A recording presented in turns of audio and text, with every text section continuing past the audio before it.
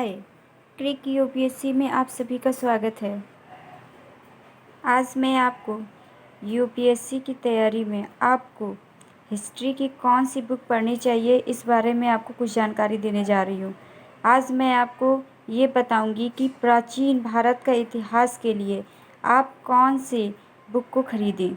ये रही आपकी प्राचीन भारत का इतिहास, राम शरण शर्मा। एंशियंट हिस्ट्री के लिए आपको ये बुक खरीद लेनी है। आज मैं आपको इस बुक के सारे चैप्टर्स बताऊंगी, दिखाऊंगी। चलिए स्टार्ट करते हैं। बट उससे पहले आप चैनल को सब्सक्राइब एवं लाइक्स कर दें। ये रही हमारी एंशियंट हिस्ट्री। ये आप देख रहे हैं, राम शरण शर्मा की है प्राचीन भारत का इतिहास। ये काफ़ी आपके लिए हेल्पफुल रहेगी। यूपीएससी में प्राचीन भारत के इतिहास से जो भी टॉपिक पूछे जाते हैं वो सारे टॉपिक इसमें दिए हुए हैं। आइए देखते हैं एक एक करके। सबसे पहले चैप्टर का नाम है प्राचीन भारत के इतिहास का महत्व। सेकंड है आपका प्राचीन भारत के आधुनिक इतिहासकार। सबसे पहले चैप्टर जो है आपका प्राचीन भारत के इतिहास का महत्व। इसमें आपको ये बताया जाएगा कि आप प्राचीन भारत को क्यों पढ़ते हैं, क्यों ज़रूरी है आपके लिए प्राचीन भारत को जानना। इस बारे में आपको इसमें बताया जाएगा। इसका महत्व क्या है, क्यों ज़रूरी है हमारे लिए इतिहास को पढ़ना।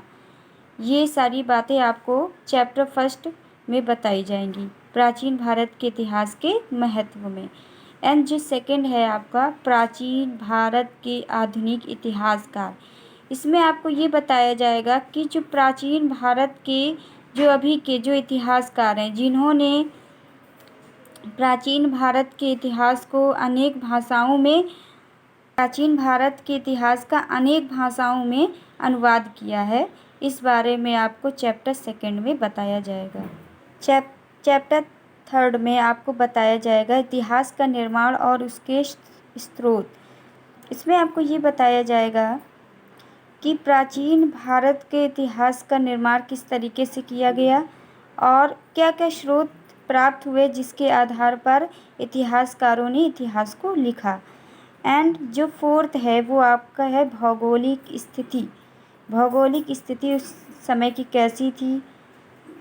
एंड फिफ्थ है आपका पारिस्थितिकी और पर्यावरण। सिक्स है आपकी भाषाई पृष्ठभूमि, कौन कौन सी भाषाएं सबसे पहले आईं, क्या बोली जाती थी प्राचीन भारत में, कौन कौन सी भाषाओं का यूज़ होता था। ये सारी बातें आपको इस चैप्टर में बताई जाएंगी। सबसे पहले कौन भारत आए, कौन सी भाषाएं लेकर आए, ये सारी बातें इसमें बताई जाएंगी। आपका सेवन्थ है जो कि यहाँ से इम्पोर्टेंट शुरू होता है, मानव विकास। मानव का विकास किस तरीके से हुआ, जिसमें आप पढ़ेंगे पुरापाषाण युग। इसमें आप पुरापाषाण युग पढ़ेंगे। पाषाण युग, पाषाण का मतलब होता है पत्थर, मतलब आपका ये होगा पत्थर का काल। पत्थर का काल का मतलब जिस टाइम सिर्फ और सिर्फ पत्थरों का यूज हुआ करता था। जो भी मनुष्य हथियार या किसी और चीज़ बनाने के लिए जो भी यूज किया जाता था सब पत्थरों का ही यूज़ किया जाता। आज भी हम कई चीज़ों पत्थरों की देखते हैं, जैसे कि एग्जाम्पल देते हैं जैसे सिलवट्टा, ये हमारे प्राचीन भारत के लोगों की ही देन है। इसके बाद एक टॉपिक होगा आपका नवपाषाण युग। नवपाषाण युग का मतलब होता है जिसमें लोगों ने पशुपालन शुरू किया, खेती करने शुरू की। जब खेती जो थी वो एक क्रांति थी। खेती ही एक ऐसा साधन था जिसके कारण जो मानव था वो एक समाज में बदल पाया, जिसने अपना एक समूह बना पाया। क्योंकि जब मनुष्य ने खेती करनी शुरू की तब मनुष्य स्थायी हुआ, वहाँ रहने लगे। जिस स्थान पर वो भूमि करते थे, किसानी करते थे, उनका वहाँ रहना भी ज़रूरी था, जिसके कारण वो वहाँ पर किसानी करते थे। और उस किसानी की देखभाल करने के लिए उनको वहाँ पर रुकना पड़ता था। जिससे क्या हुआ, धीरे धीरे समूह बने, समूह से छोटे छोटे गांव बने, गांव से शहर बने, शहर से समाज, इस तरीके से निर्माण होता चला गया। तो देखा जाए तो किसानी, खेती खेती एक बहुत बड़ी क्रांति थी मनुष्यों के लिए। जो भी आज कुछ हम सब कुछ देख रहे हैं, एक साथ रहना, इतना बड़ा समाज, राष्ट्र, ये सब एक तरीके से अगर देखा जाए तो सब ये खेती की ही देन है। जब से लोगों ने खेती करनी शुरू की तभी लोग स्थायी रहने लगे, क्योंकि जब उनको एक ही स्थान पर खाने को मिल जाता था पर्याप्त, तो उनको दूसरी जगह पर जाने की ज़रूरत नहीं पड़ती थी। क्योंकि पहले क्या करते थे मनुष्य, उनके पास खाने के लिए तो कुछ था नहीं, ना ही वो खेती करना जानते थे, तो वो खाना बदोश होते थे, एक जगह से दूसरी जगह जाया करते थे। आज उनको यहाँ मिल गया, यहाँ ख़त्म हो गया, दूसरे स्थान पर चले गए, ऐसे तीसरे स्थान पर चले गए, तो वो एक जगह पर नहीं टिक पाते थे। लेकिन खेती एक ऐसी क्रांति थी जिससे मनुष्य को एक जगह टिकना सिखाया। एक तरीके से ये बहुत बड़ी क्रांति थी। इसमें आपको नवपाषाण युग में इन सब के बारे में बताया जाएगा। एंड जो 9 चैप्टर है, ताम्र युग की संस्कृति।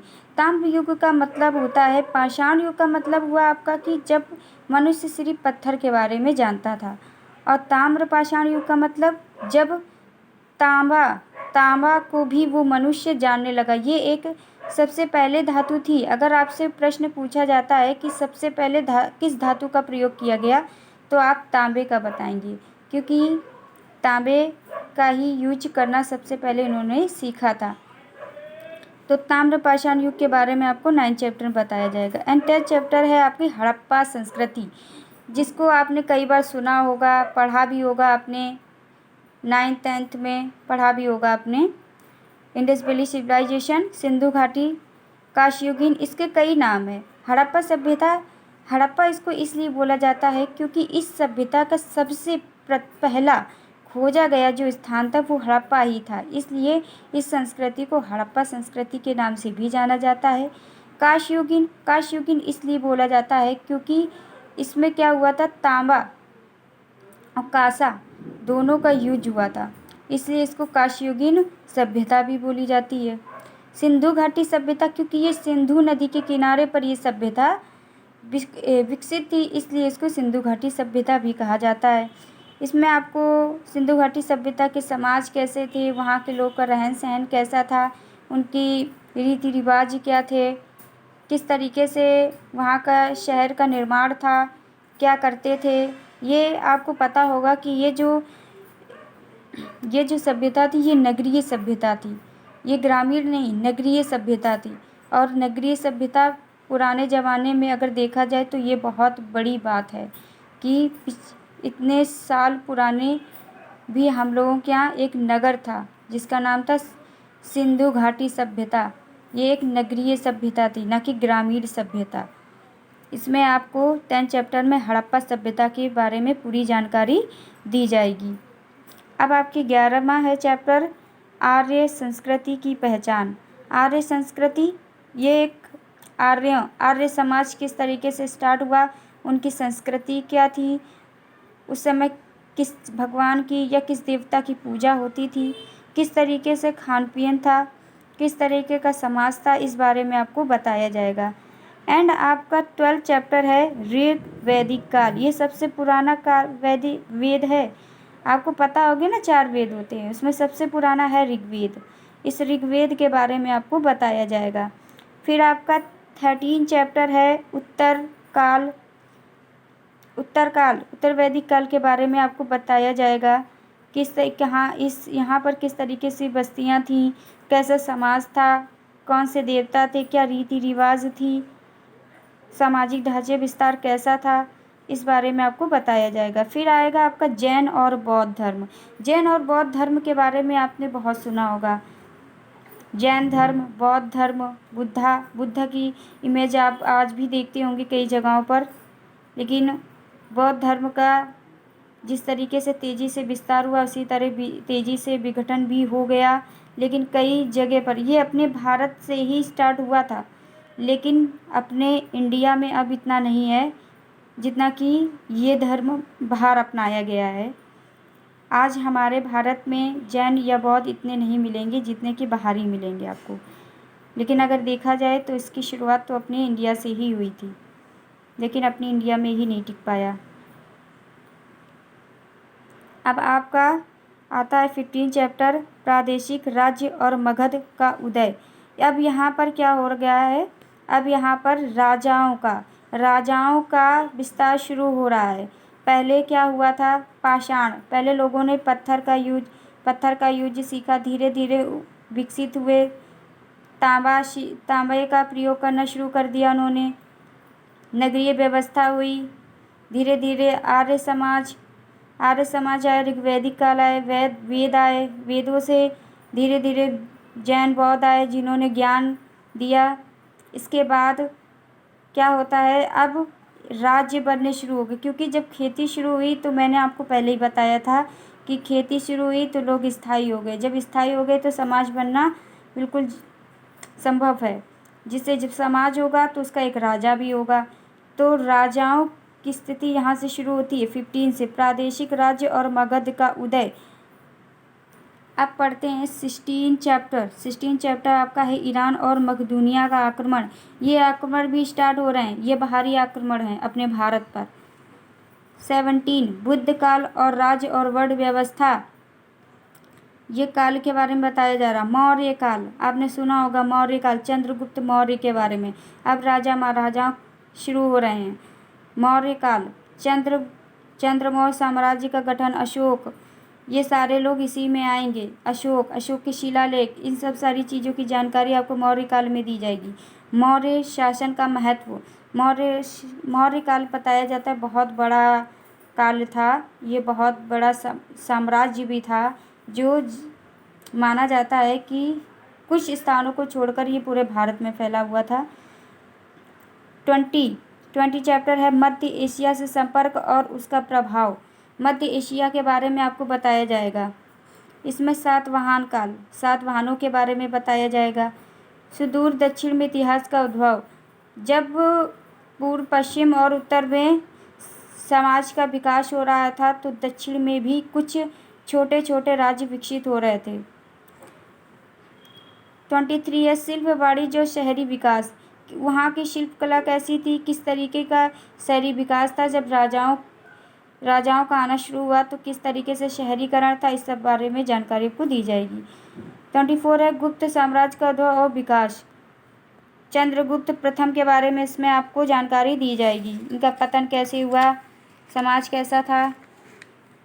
अब आता है 25 चैप्टर, गुप्त काल में जनजीवन, कैसा जीवन था, कैसा रहन सहन था, क्या थी प्रवृत्ति, क्या थी समाज, कैसा था। 26 पूर्व भारत में सभ्यता का प्रसार। 27 हर्ष एवं उनका काल, ये हर्षवर्धन है जिन्होंने बौद्ध धर्म। 28 प्रायद्वीपीय में ब्राह्मणीकरण, ग्रामीण विकास और किसान प्रतिरोध। 29 दर्शन का विकास, इसमें आपको ज्ञान की बातें कुछ सिखाई जाएंगी। 30 नंबर एशियाई देशों के साथ सांस्कृतिक संबंध, किस तरीके से हमारे भारत के कई अन्य देशों के साथ किस तरीके से संबंध थे, क्या व्यापार होता था। आज जो हमारे संबंध बिगड़े चल रहे हैं उस तरीके से पहले नहीं थे, पहले काफ़ी अच्छे संबंध माने जाते थे, लेकिन अब वो नहीं है। श्रीलंका से, म्यांमार से, चीन से कई सारी चीज़ें आती भी थीं और अपने भारत से जाती भी थीं। 31 प्राचीन काल में मध्यकाल। 32 सामाजिक परिवर्तन का अनुक्रम। 33 विज्ञान और सभ्यता की विरासत। ये सारे चैप्टर आपको पढ़ने हैं रामशरण शर्मा में। ये आपके लिए काफ़ी हेल्पफुल बुक रहेगी। अगर आपको सही लगे तो इस बुक को ज़रूर ख़रीद लें। प्राचीन भारत के लिए ये बेस्ट बुक है आपके लिए, क्योंकि इसमें ऐसा कोई टॉपिक नहीं है जो नहीं छूटा है मतलब। इसमें सारे टॉपिक्स दिए गए हैं।